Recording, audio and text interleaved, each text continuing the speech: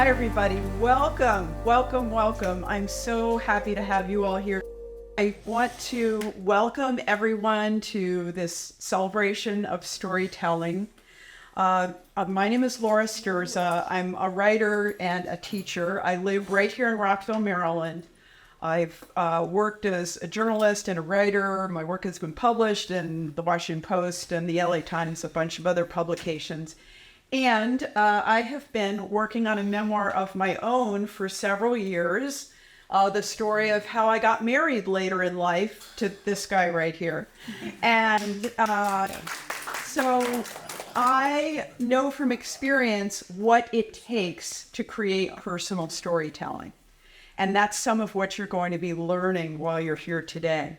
I want to give a shout out and give thanks to all those who made this happen.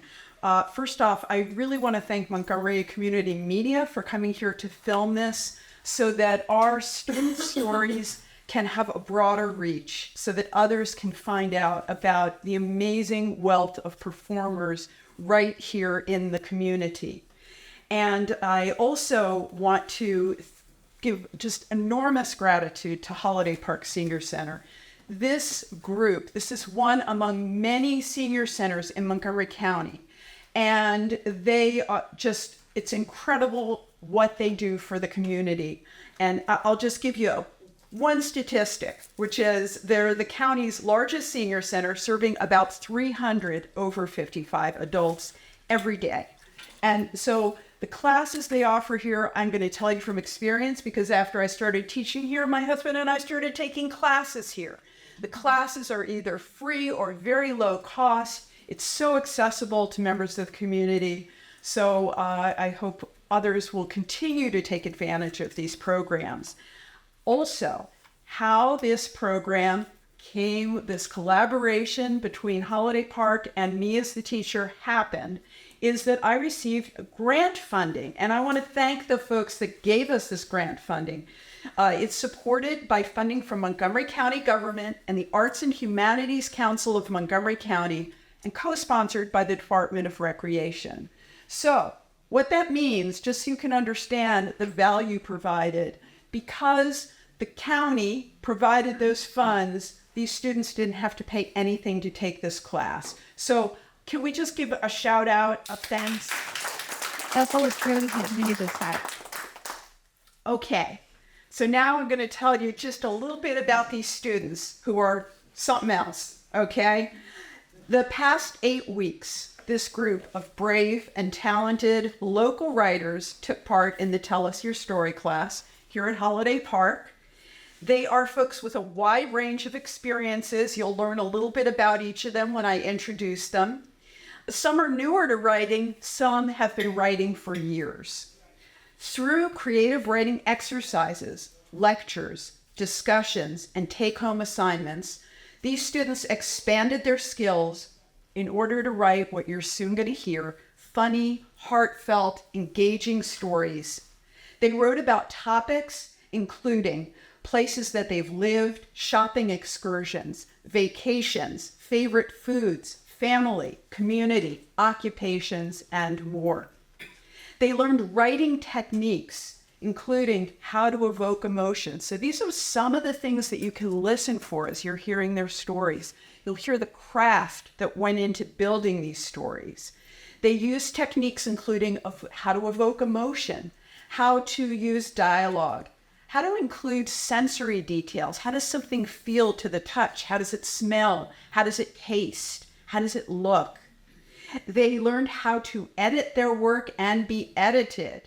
And that is not an easy process. So they handed in a story. They trusted me to do my best to help shine that story to something even stronger and clearer. So all writers need editors. I'm going to tell you, it's not an easy process to get your beautiful work handed over to someone else and trust them to retain your voice and yet still help the story be a bit clearer to reach people. They learned how to, and they engaged in offering kind and thoughtful feedback to one another, which is another skill. because we need that. When we're taking these delicate stories on the road, we need folks to really appreciate what we're offering and give feedback that helps the story grow, but also is respectful and points out all the good things in the story. Not every writer has the same goals. Some want to record stories for family and friends, and some, like these folks here, are willing to reach a wider audience. Others are more interested in expanding their writing skills. And I mention this because the next semester of Tell Us Your Story is starting up in a couple of weeks. And so for those who are interested, you can, who are here in the room, walk to the front and get yourself registered because there are only 12 spots in the semester. Okay.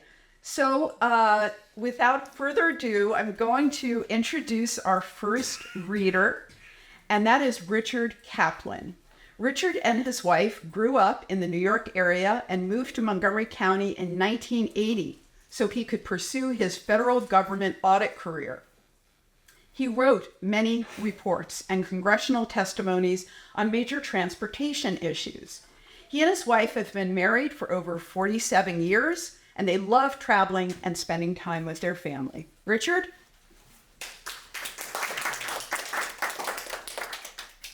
Thank you, Laura. Thank you. It's been a pleasure to be in your class. My story is called Why I Love Syrian Food. My mother was the main cook in our house, and could she cook? She came to America as a small child with her family from Aleppo, Syria. And she and her sisters learned how to cook delicious Syrian Jewish food. They never forgot where they came from and knew how to make the taste of Aleppo come alive again. They used nuts, dates, meat, cheese, vegetables, and sauces to make very savory dishes.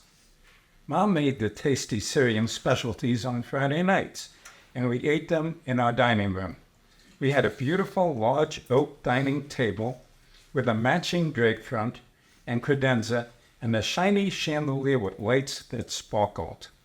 While I clearly remember the dishes she made, I referred to recipes that were given me years ago by my cousin to jog my memory.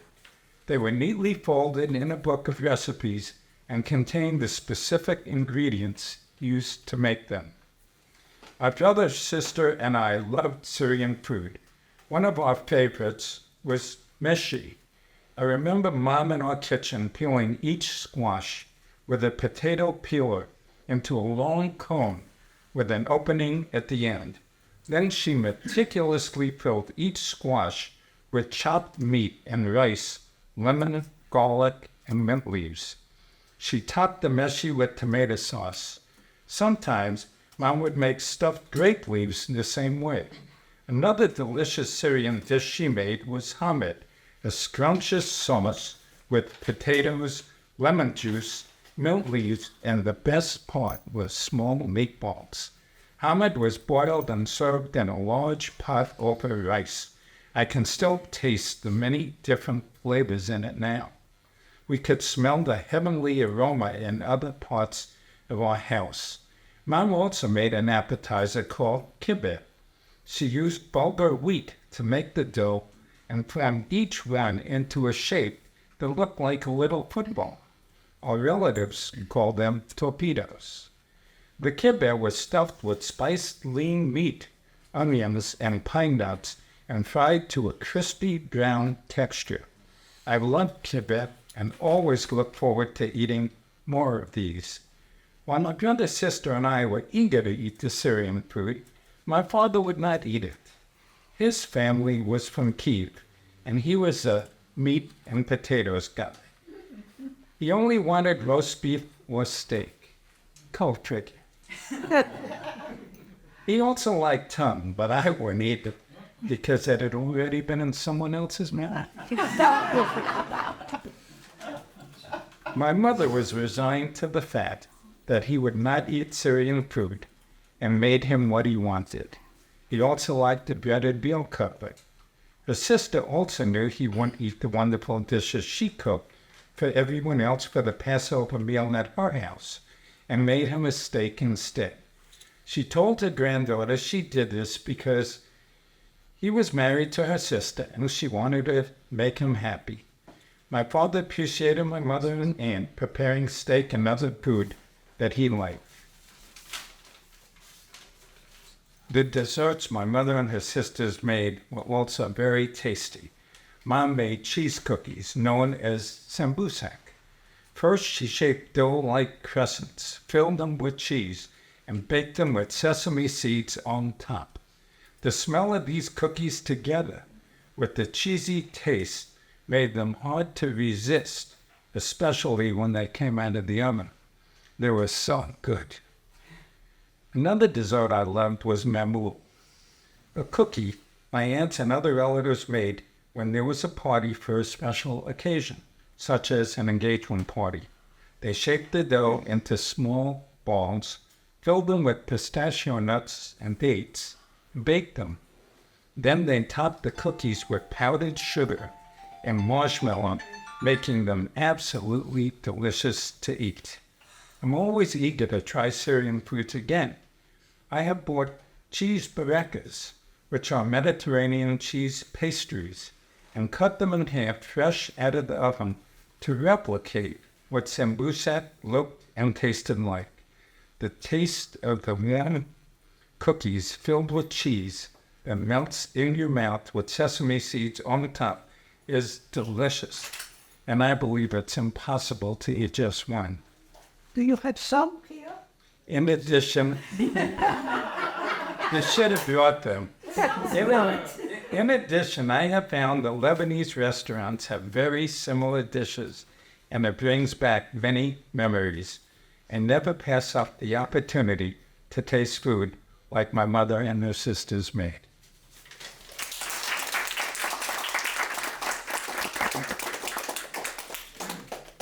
Thank you so much, Richard. The lady in the front row asked what we were all thinking. We want some of that, right?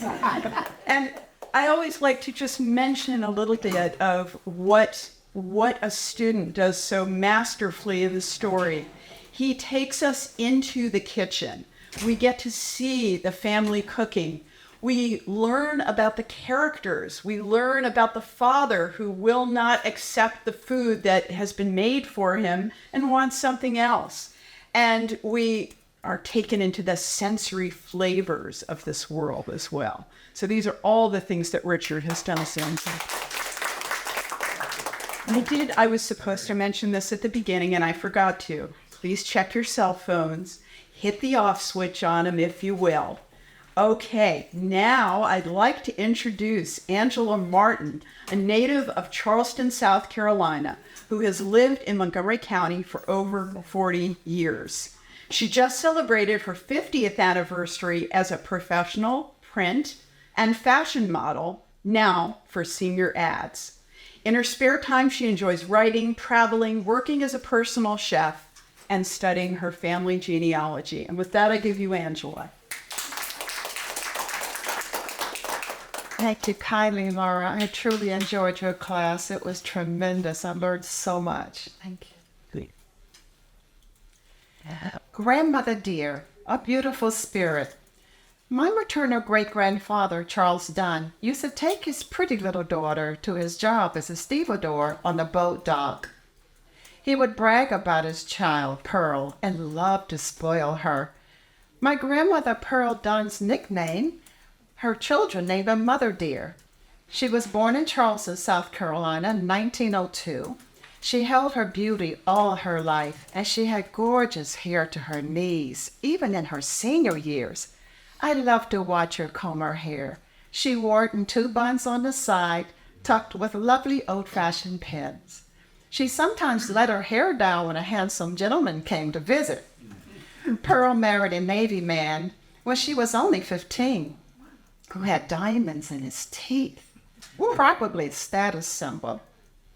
Pearl never worked outside her home until after her second husband died, taking a job selling tickets at the local movie theater. Everyone knew her because of her job at the picture show, as they used to call it. Pearl was educated, a fabulous cook, prim and proper, wore stylish clothes, and had beautiful handwriting. She was trained as a seamstress by her family and had a nimble knack for crocheting and needlepoint. Once Pearl had a serious illness when she was young, called yellow jaundice. She almost died from a high fever, and her hair became very thin. She lived to survive 2 husbands and 11 siblings. I remember visiting my grandmother often during my childhood. She was brought up in unique, self-sufficient Gullah life, a way of life in Charleston.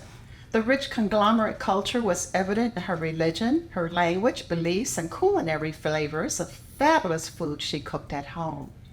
She taught me how to make the most delectable treats like shrimp and grits, and the yummy fresh peaches and cream pie, and bourbon pecan pie from scratch. She spoke in the lilting sounds of Geechee language, often met with amusement from her comments and anecdotes. Gullah Geechee was an English-based Creole language spoken in Sierra Leone by her ancestors. An extreme, extensive vocabulary, no hard, fast rules. She had a slight accent, not as strong as others in the neighborhood, and some people in the low sea islands you could hardly understand. A couple of her expressions were a truthful person. Yeah, no, nigh. A man staring at a pretty lady. 2-time-1 gun, a double-barrel shotgun. Now, a funny thing was Grandmama was quite superstitious, another Charleston idiosyncrasy. And she would say, never put a comb, a brush, or a hat on the bed because that's bad luck. And she would sprinkle a few coins on the graves of all family members to keep the haints away. Haints were spirits. So Mom and I do the same. As she said, it was a way to take richness into your next life. Now, if you were pregnant, she said, don't you look at that coffin, especially not the inside, or the baby will look like deceased. And if she saw a person's cute baby, she would explain how beautiful the child was. She loved children. But if the baby was interesting looking, she'd say, oh, the baby. Oh, look at the baby. And we knew exactly what she meant. In my grandmother Pearl's senior years, she did some interesting things. With each of her 3 daughters, she left memorable occasions. Once my mother and I took her to the grocery store. And at the checkout, Mom told Grandmom, I'm paying for your groceries, Mother dear, so please put your money back in your purse. Grandmother just ignored my mother, reached in her dainty little purse, and placed the money on the counter, and all of a sudden, a pistol fell out of her purse onto the floor. Oh dear. The gun was a beautiful antique with a pearlized handle and engraved little curly etches in the metal. We did not know if it was loaded. Mom and I were horrified. The policeman standing nearby with a smirk on his face said nothing. And the clerk's eyes was big as saucers, stretched wide with surprise, and pretended not to see him. Grandmother said, now how much do I owe you, dear? She bent down and placed the gun back in her purse with a straight face. And when we got back in the car, my mother was livid. She said, Mother dear, what the heck were you thinking, leaving the house with a gun in your purse? My God, you actually had that thing in church? When in the heck did you start carrying a gun? Please, don't ever embarrass me like that again. Grandmother just ignored her as usual and said, now the next stop is picking up my artesian well water now. Just turn to the left at the next corner.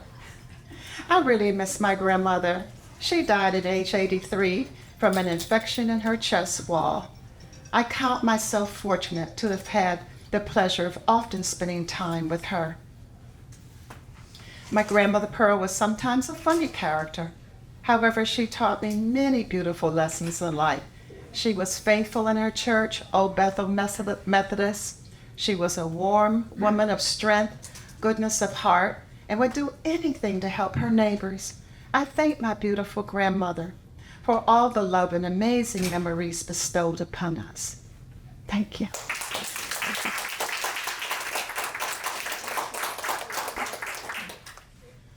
I told you I had a lineup for you.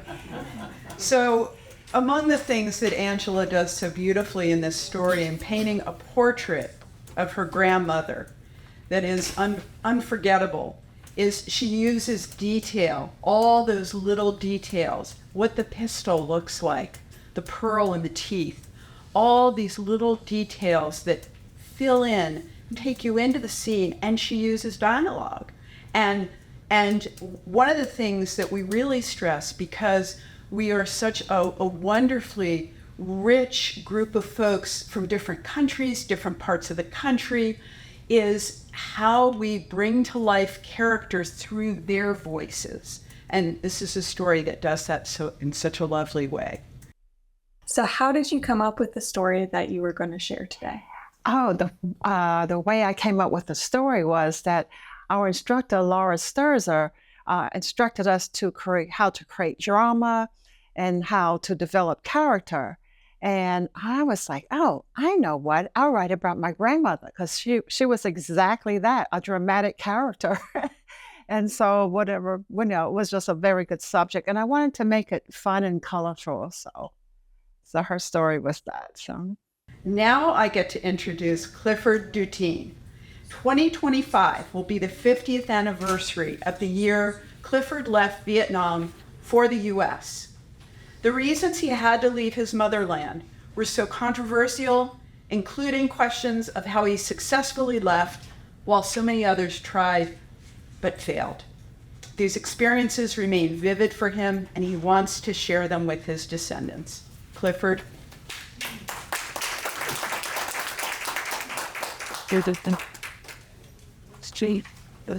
Thank you. My writing is about saying goodbye to our beloved home. I was born in 1942 in Hanoi, the capital city of Vietnam. It was during the war between the French colonialists and the Vietnamese nationalists. Then more wars were ahead between the Vietnamese nationalists and the Japanese before returning to a war just between the French and the Vietnamese nationalists on the way to becoming communist. The fights mostly occurred in the countryside, some far away from big cities. Life in big cities, like where I live, was relatively peaceful. I was the second child in a family of 7 children, which include 2 sisters, one older and the other younger than me, and 4 younger brothers. My father had a good job in a big company, and my mother was a homemaker. We had 2 live-in housekeepers, and we went to the best school in town. My sister was in the first year in middle school, and I was in the last year in elementary school. 3 of my younger brothers were going to the same elementary school with me. Every day after dinner, we sat around a table and did our homework. Our father sat in the front of the table, reading his book or a newspaper, and my mother entertained my younger siblings. On weekends, my parents took us out, often for a walk around a large lake in the center of the city. We ran around our parents, teasing each other, laughing, screaming, and having good time. In 1953, the war between the French and the Vietnamese communists became fierce. The French were defeated at the final fight in Dien Bien Phu, which led to the Geneva Convention Agreement in 1954. No more French occupation. Vietnam was divided in 2 distinct regions, the North and the South. The North was backed up by the Chinese communists and the South by the US. There would be a general election for country reunification in 2 years. In the meantime, people had 6 months to freely choose the North or the South regime under which to live. The question of leaving everything behind to go to the South for a new life, or staying in the North, living under a communist regime, with hope in 2 years the country would be reunified, was a topic of discussion in every Vietnamese family then. It was a big decision for my family, as my parents considered leaving that what had been our stable life and home in North Vietnam. The rumor of atrocities in the life of people living under the Vietnamese communist regime in the countryside quickly spread and scared people. Finally, 1 million people chose to leave the North for the South, and just 1,000 or so left the South for the North. It was demoralizing for everyone. The beautiful city of Hanoi became an open-air thrift shop. People who planned to leave for the South placed furniture and all sorts of things they couldn't take with them in front of their houses to sell. There were so many sellers and so few buyers.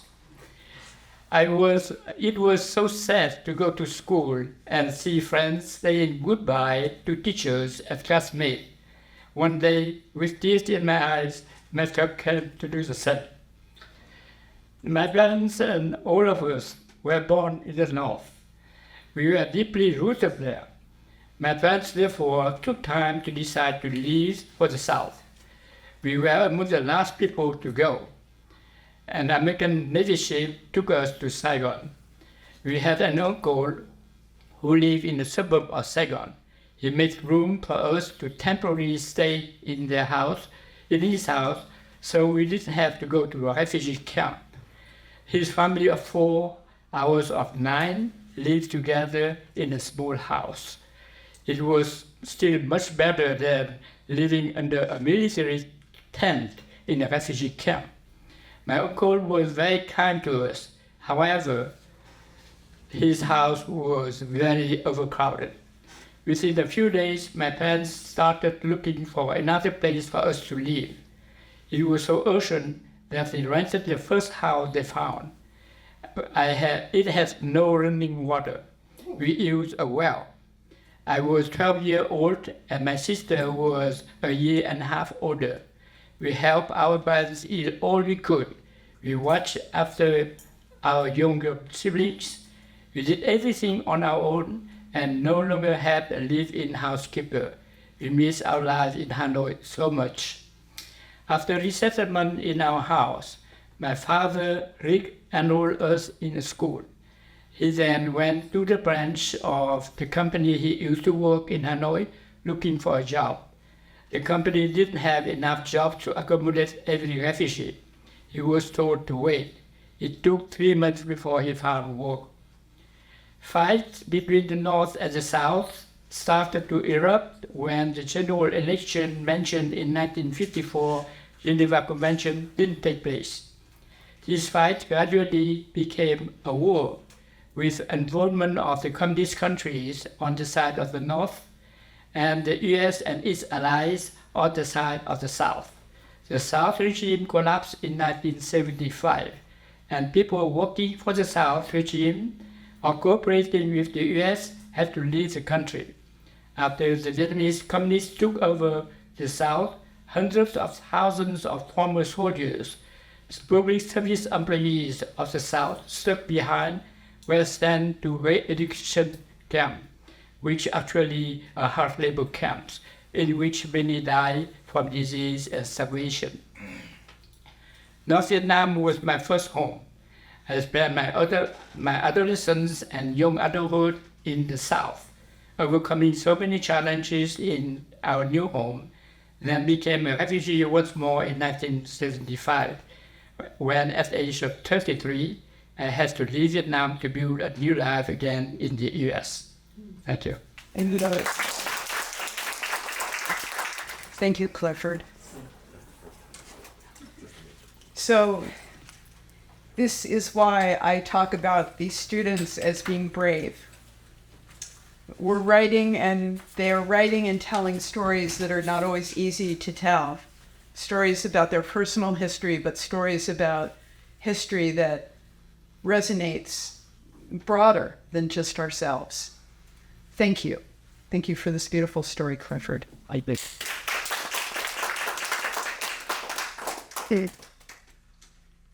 Elizabeth Merce was born in Newark, New Jersey, grew up in Menlo Park, and taught school in Woodbridge.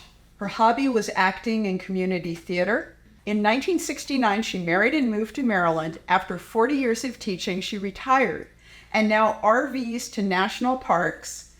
With her husband and family, writing has become her new joy. And with that, I give you Elizabeth. Good afternoon. I had such fun writing an unforgettable shopping trip. Way back in the late 40s, when I was a little girl in York, New Jersey, the city was different. Every neighborhood had an ethnic element. We lived in the Italian section, and so did most of my relatives. On days when I didn't have school, I would love to spend time with Aunt Sarah, my father's youngest sister.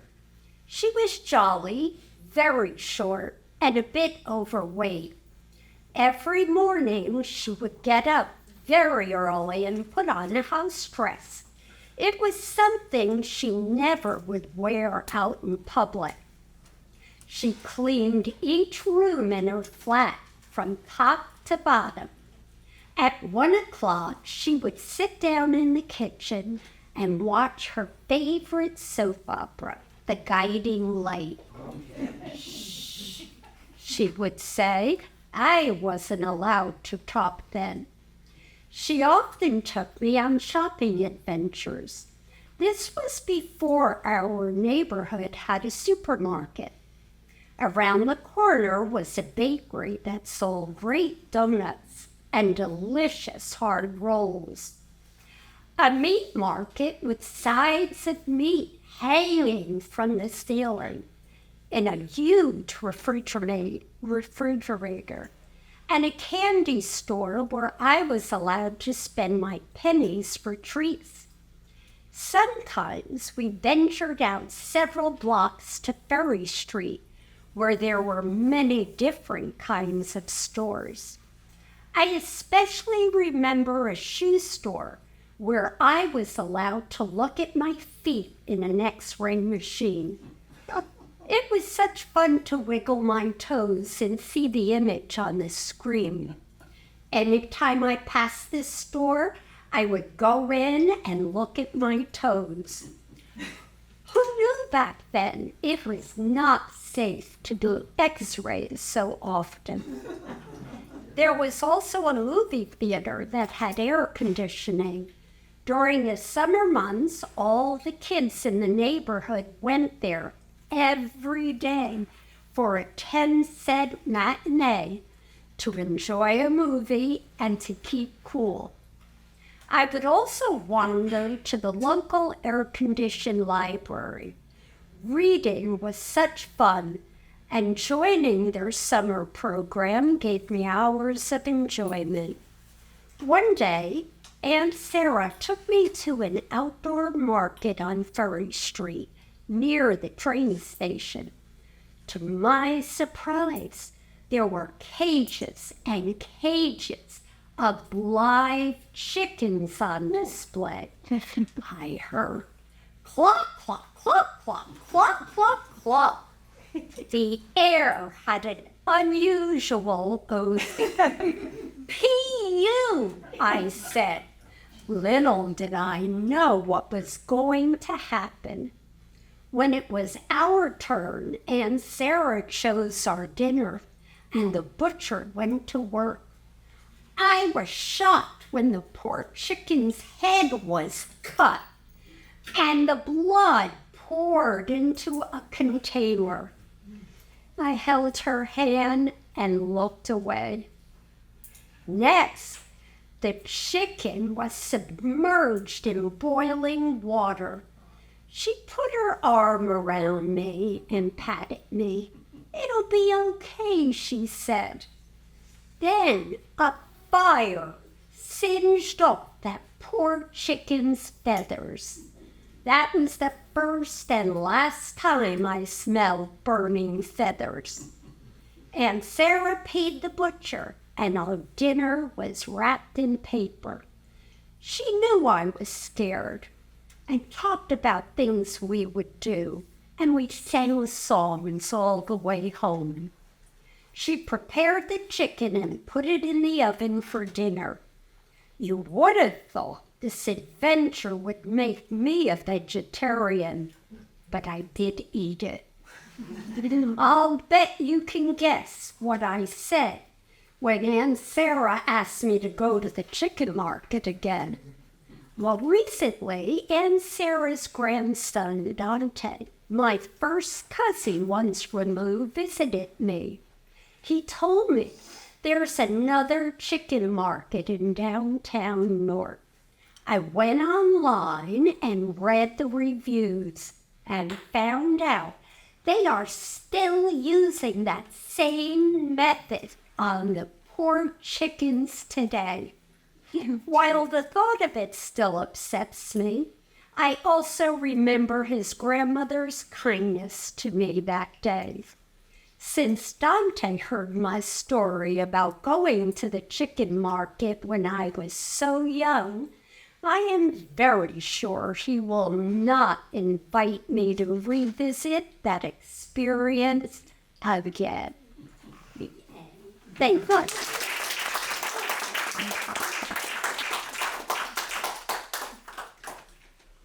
Tragedy and comedy, it's all in there, right? Yes. She takes us everywhere with it. She gives us humor. She gives us the pathos of her connection to that aunt. So beautifully drawn. Thank you, Elizabeth. One more round, baby. So how did you come up with which story you were going to share today? Well, I think it was our first class. Laura asked us to write about a shopping trip.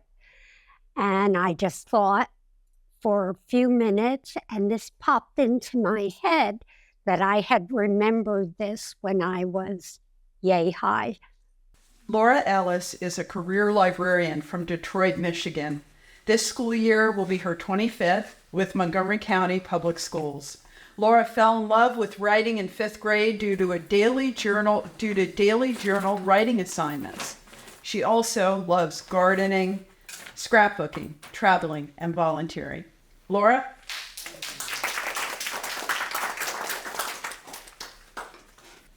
Good afternoon, everyone. The title of my writing is called Memories of Home. I was born at Ford's Hospital in Detroit, Michigan, in the spring of 1965. It's strange. Henry Ford was long dead before I was born, but his life impacted mine in so many ways. Detroit was a place before him, of course, but his invention was the implementation and the development of the assembly line for quickly producing affordable cars for the average person changed the city and our country. The change agent of the car industry gave my family somewhere to go, a place out of the hatred and oppression of the Deep South, an alternative to New York City, Philadelphia, Pennsylvania, and Chicago, Illinois. It was a place for a new start, even a new identity. It was a place where there were restrictions and limitations as well, even in the car factories, which we call plants. There were places inside and outside of work where people whose skin was brown or black just weren't allowed to go or to be. Sections of the city were called by the states black folks had come from, all seeking the American dream. One denied them repeatedly, even though they fought and died for it, and even guaranteed it through the Constitution, but denied it through Jim Crow, Supreme Court rulings, terrorism, and violence. Henry Ford not only gave them a place to go north, but a decent job when they got there, even if the experience of living and working there was precise. It is true, Detroit is north. The state borders Canada, where many who had been enslaved settled to be free. Freedom for black folks in Detroit was precise because we were restricted in where we could live, work, shop, worship, and own businesses. It was better than the Deep South, but there were still so many racial boundaries that were meant to keep us in our place, a place separate and unequal. As a kid, I didn't know any of this. My life was all about school and church. I don't have a first memory of church. It's something my family always did.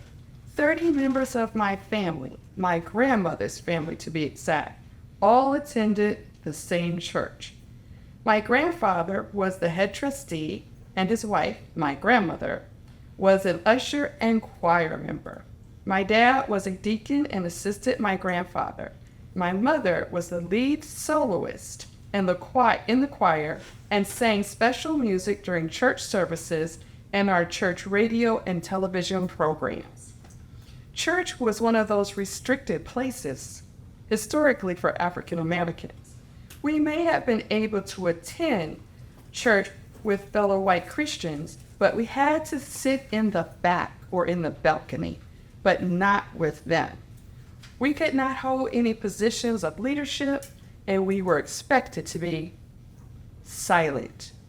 Church was one of the few places where African Americans could have positions of leadership and power if they had their own church.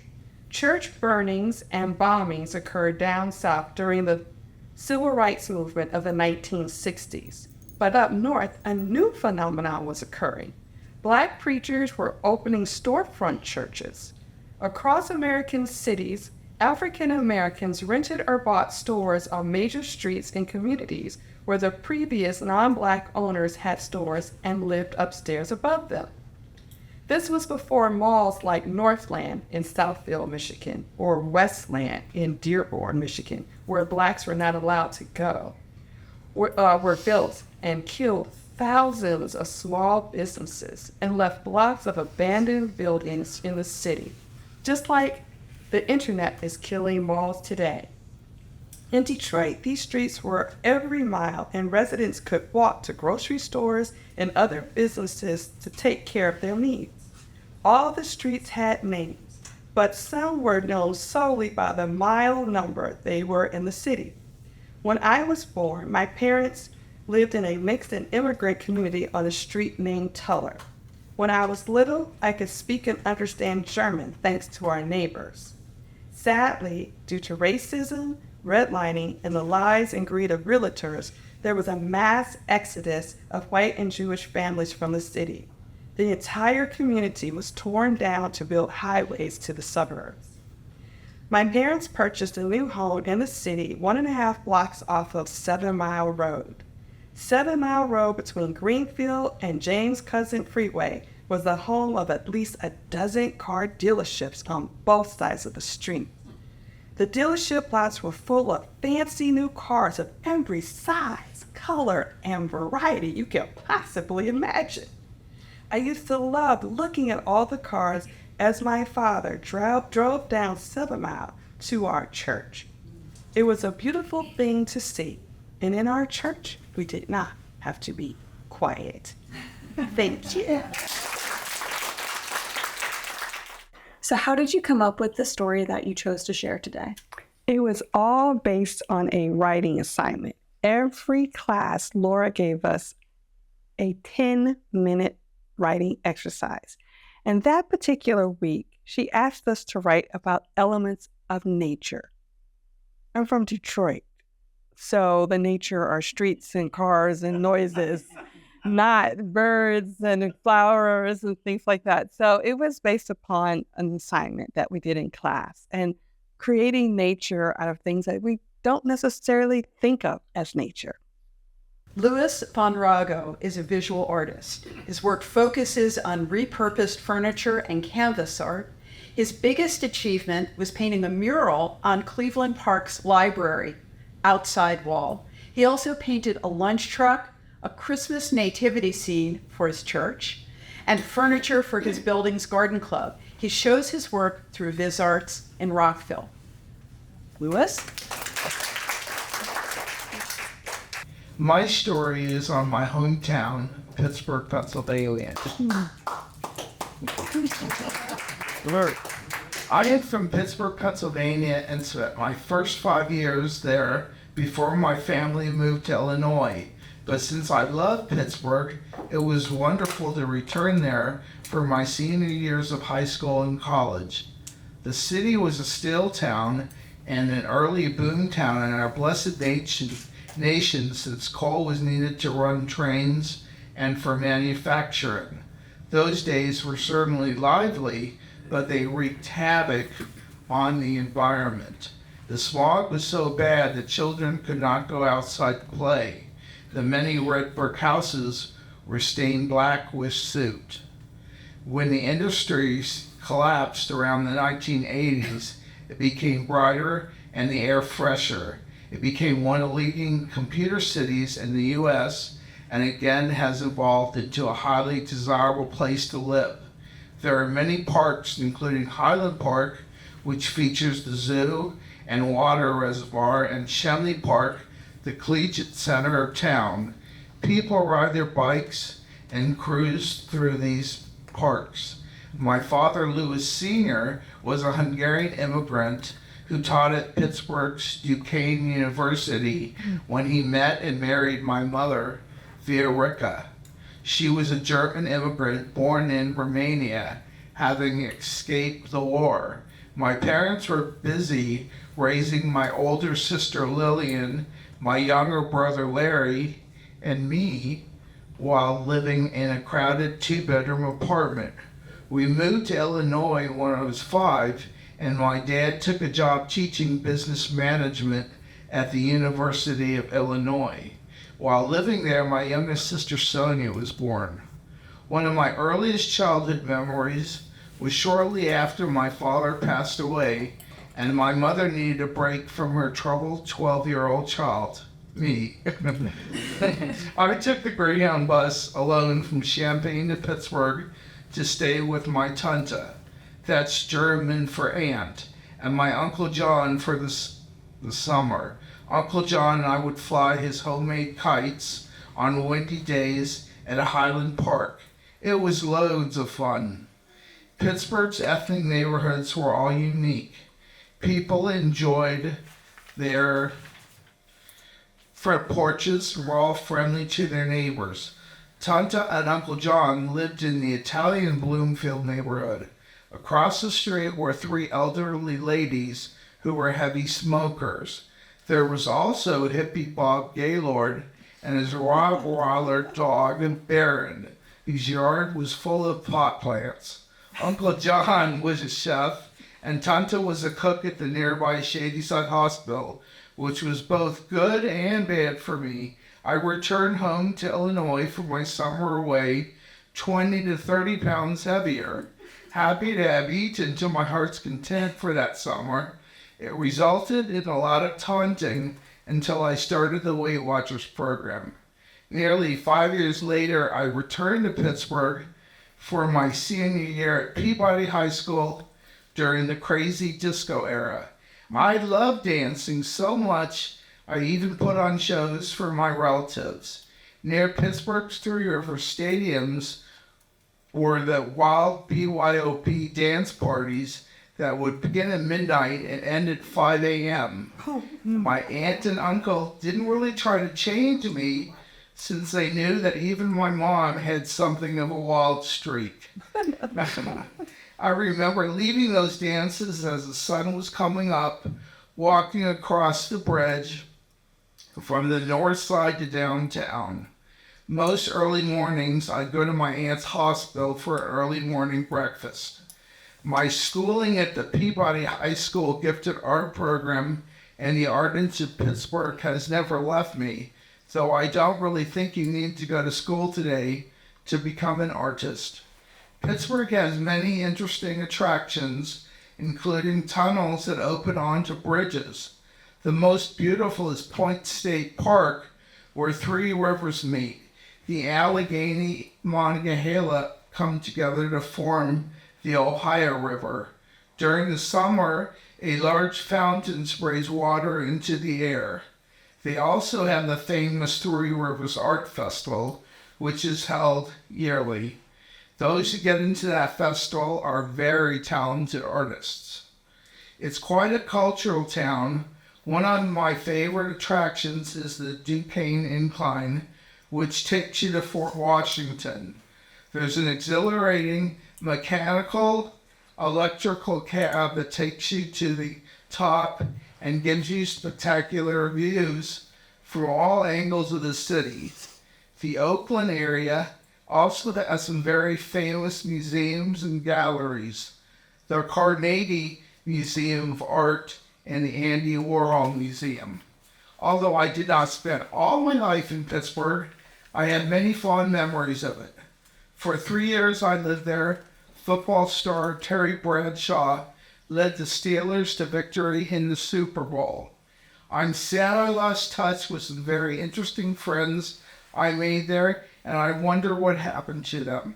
The city lives on in my heart today when I think about the wonderful, happy times I spent there.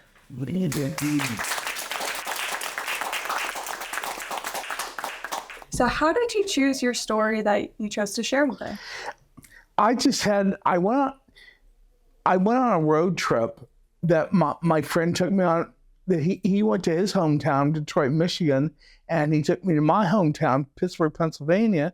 So I thought, what a great story to write about. You know, as a dedication. I had a great time in Pittsburgh, and so I wanted to give it a dedication. So it was a great time to reflect on it. And Pittsburgh is my hometown, so. Larry Sturza has lived in Montgomery County for more than 50 years. He taught political science for 7 years at GW. He was a specialist in Latin American affairs at the Congressional Research Service of the Library of Congress for 30 years. And with that, I give you Larry. Thank you, Laura, and thank you, Pete, for coming. The title of, actually, I don't remember when we did all this theater training that I was demonstrated here. The title of my piece is Open Heart Surgery and Threats by Doctors in the Last 24 Years. I woke up in an ambulance on July 24, 2000, and asked, what am I doing here? The medical tech explained that I had fallen during a 10K race in Salt Lake City. This happens to be the shirt. He said, we think you will be okay. Three nurses saw you fall and administered CPR. We are taking you to the University of Utah Hospital and you will be checked out. Hours later, it was determined I had experienced a heart attack and needed open heart bypass surgery on an expedited basis. On the way to the operating room, one of the doctors told my wife, we don't usually see patients with 90% blockages get this far. After the successful surgery, I remained in the hospital for a few days, and I was interviewed by the Deseret News, one of the sponsors of the 10K. On August 1st, 2000, the newspaper ran a front page human interest story with a picture of me in a hospital gown and the two nurses who had saved my life with CPR. The headline read, Renner finds right place to die and live again. The article explained that I had turned blue twice, survived by CPR, before later receiving life-saving surgery. Many of my family and friends said this was a miracle, or certainly a very lucky event. Not ready to return to Maryland, my wife and I extended our visit in Salt Lake because I was not willing to miss the planned time with my new grandchildren, Celine at 21 months and Austin 5 months.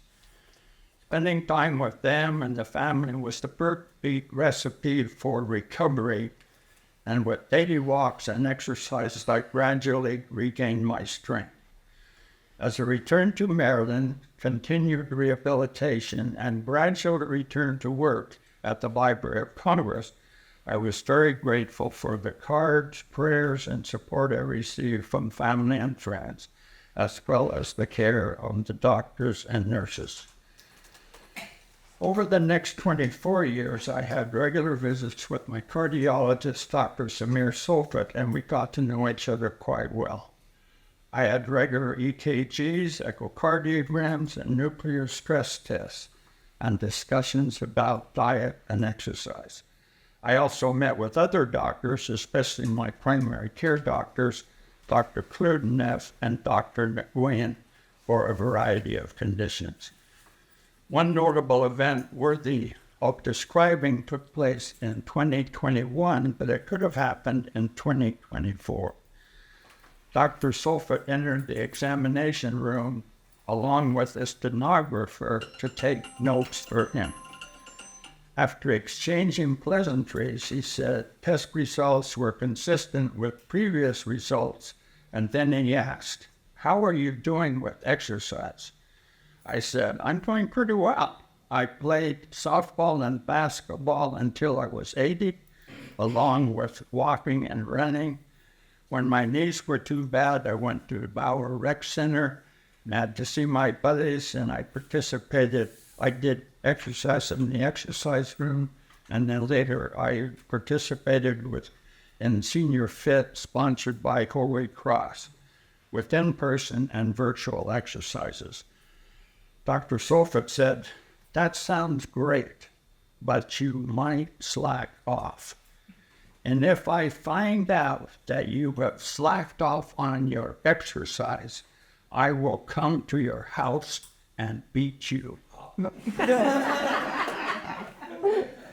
Even though I knew this was just teasing between old friends, I turned to the stenographer and asked, "Did you get down what he said?"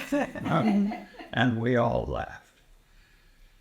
Just last month, I met with my primary care doctor virtually after a bout with COVID-19.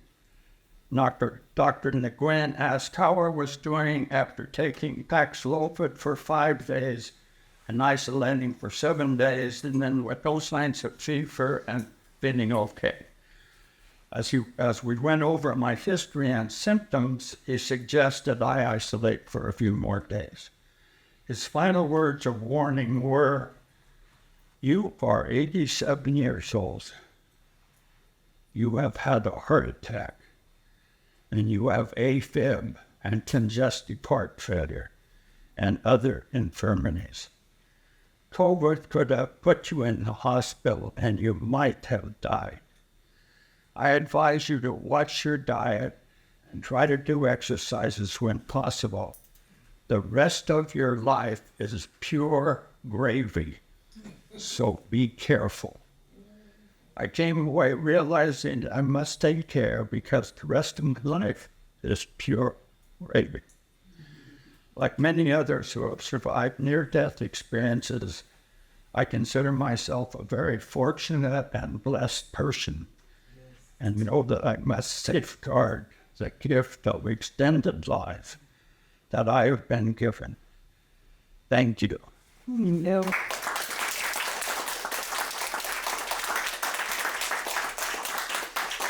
If any is interested, I have some copies of the newspaper article.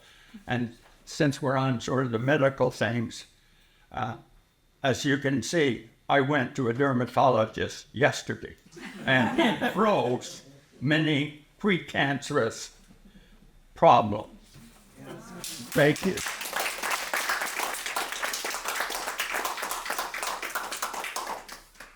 Thank you so much, Larry. Such a beautiful and relatable story, oddly, for so many of us. Perhaps we didn't have that experience, but many of us have family members, people we love that have had experiences that are similar than this, that you so beautifully write about here. And, you know, one other thing that I want to say that I don't want this to go unsaid.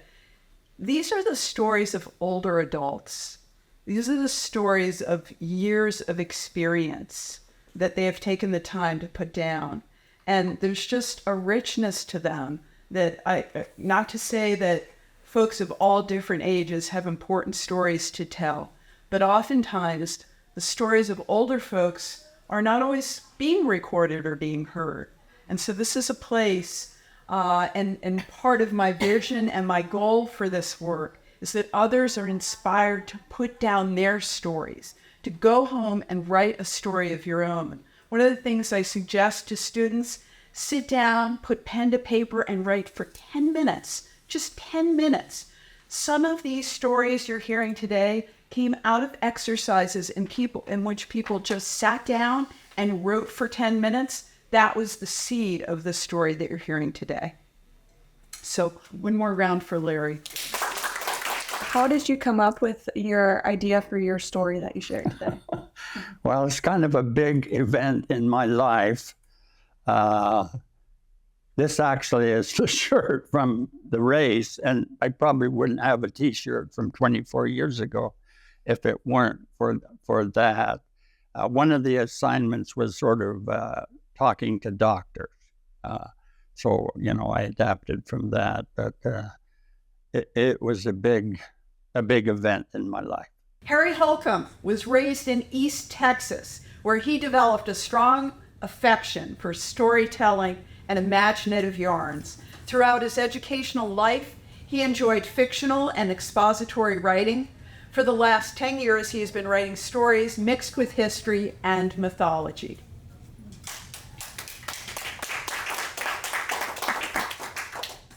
Toward the end of each summer, the United Methodist Church sponsored an expansive country picnic on the outskirts of our East Texas town.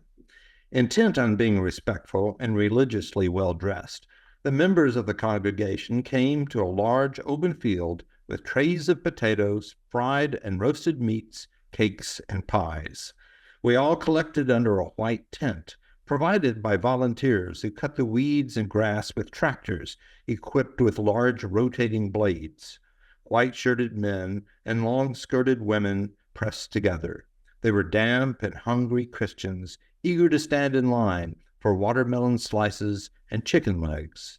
Though I was only 8 years old, I was keenly aware of the group's restless, shuffling movements, swaying and turning, stretching and bowing their heads, wanting relief from the moist air rising from the freshly cut grass. The feeling of sticky humidity settled on us all, standing together on that Sunday afternoon in August, while the passive sunlit air fell indifferently around our perspiring bodies.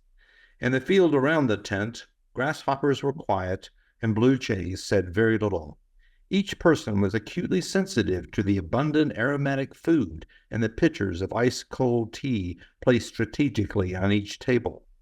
In some part of my brain, the aroma of deep-fried chicken, steaming baked potatoes, and minted blackberry pie aroused feelings of delicious anticipation. Because I had not eaten since breakfast and had endured the endless tedium of the minister's church sermon, I felt myself wandering in hungry desperation with an overwhelming need for food. The crowd was moving with some dedication, but I was not encouraged by the number of people ahead of me waiting to be served. I knew my brother and sister would reach the chicken and pie before me, and I felt some bit of panic over the prospect of being neglected, of being left wanting for more food.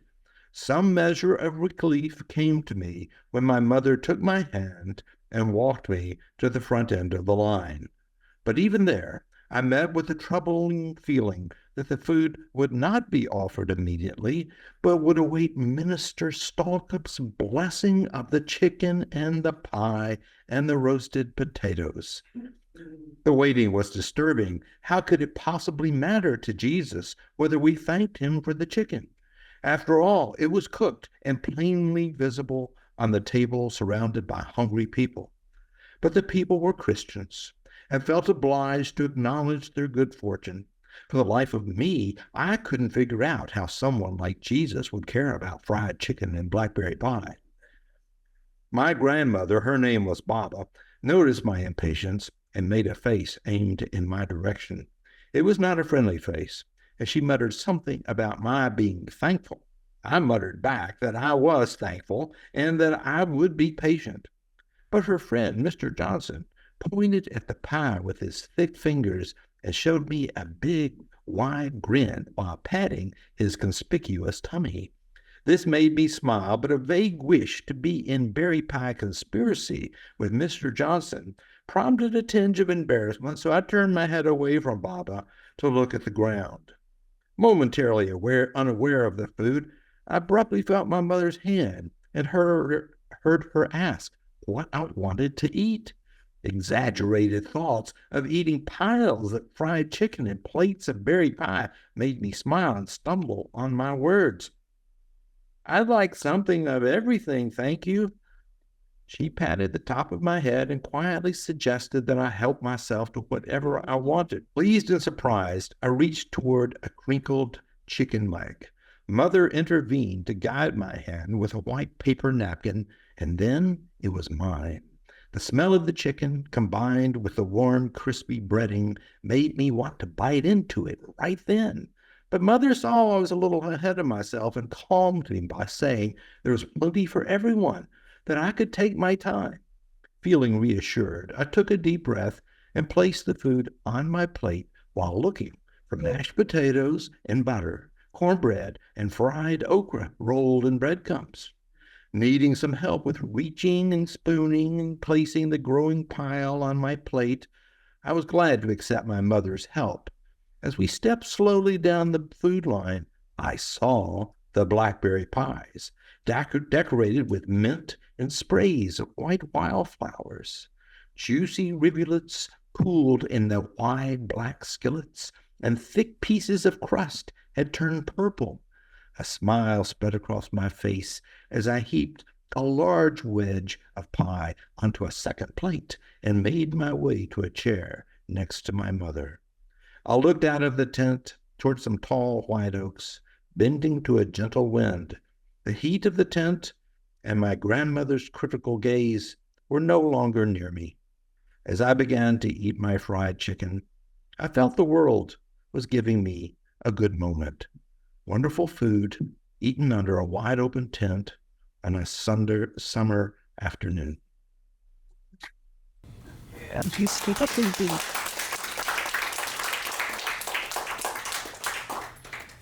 Thank you, Kendra. So once again, we've had a chance now to go to a church event in Texas with this beautiful story. I want to thank you all for coming. So writers and readers need listeners.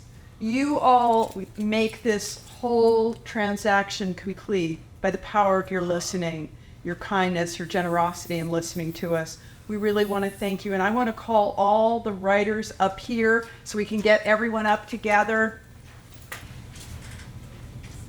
We can have a round.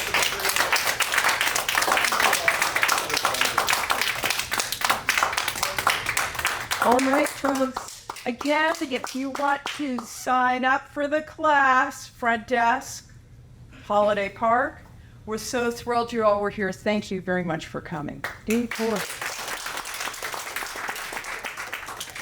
What did you get out of this class that you took? Oh, Laura Sturza was just terrific to all of us. I'm very busy these days, and I would take the second issue of the class immediately, but I have other things to do, and maybe in the future I'll do other. But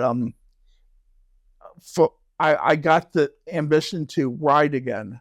I was writing, and I will get back to writing in the future. What did you get out of the class as a whole? Oh, the class was amazing. It was so entertaining. It was educational. Laura taught us how to build our skill set, how to exercise the muscle of our brain, to write under pressure, to develop character, like I said. And it was so educational. She gave us so many great tips for our skill set to continue.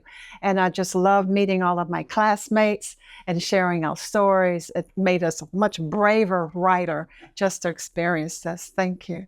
What did you get out of the class as a whole? Well, I've never written before. My husband is the writer in our family, and I knew I had stories that I want to leave for my grandchildren. So I started writing, and I have about 12 stories now, and I won't stop writing. What did you get out of this class in general? Well, I met Laura through the Gaithers Book Festival, and I try to go every year. And I was there with one of my students who wants to become a librarian, and anything free that I can learn about writing. And so I showed up at Laura's, wasn't quite sure what it was about. It didn't matter. It was a workshop. And I thought she was amazing. And I thought, I'm going to do it. And I signed up for her class, and I loved every single one. What did you get out of this class as a whole? It was unbelievable. Actually, Laura did such a fabulous job. And one of the things that I can't really get over, I mean, we have met 8 times. This is our 9th time, right? And that's all. And yet I feel like these people are my best friends. I know intimate details about their life. I know about a Vietnamese gentleman who had to go from north to south and went through that whole thing. I know about Laura and Angela's discrimination experiences, and that was extremely touching to me. And I think the class has been wonderful. How do you think that today went? Oh, I was nervous. I practiced reading, and I had a lot of people supporting me. And I was nervous. Of course, you would be nervous, but I think it went fairly smoothly. I was afraid of holding the mic and that I would not cooperate. And I said a little prayer, and it went fine, I think. So I was happy about that. How do you feel like today went? It was fun. I enjoyed doing it. I enjoyed sharing my story. How do you feel like it went today? Oh, it was amazing, I thought. First time, I know for me, reading in front of a live audience, it gave us that practice to continue on our skill set. And I just enjoyed it tremendously, and I hope everyone else did too. Thank you. How do you feel like it went today? Well, I struggled to get here. I made a wrong turn. I was so nervous. But you know what? I've learned one thing. If you really want something in life, no matter what happens, you got to keep going. So we got here. My mom's here with me, and I thought it was wonderful. It's a great experience. How did you feel like it went today? Well, I was absolutely delighted with my own performance, because when we practiced, I broke down about 10 times, actually. I mean, I got emotional, and at this time I was able to get through it. And so not that I'm saying I was great, I'm just saying I was sort of normal, whereas before I was terrible. And I thought everybody was so wonderful. Like I said, it was almost like we had practiced this, as I've been in some plays and theater groups, and all these people, I don't know when Laura took everybody away and practiced for this play.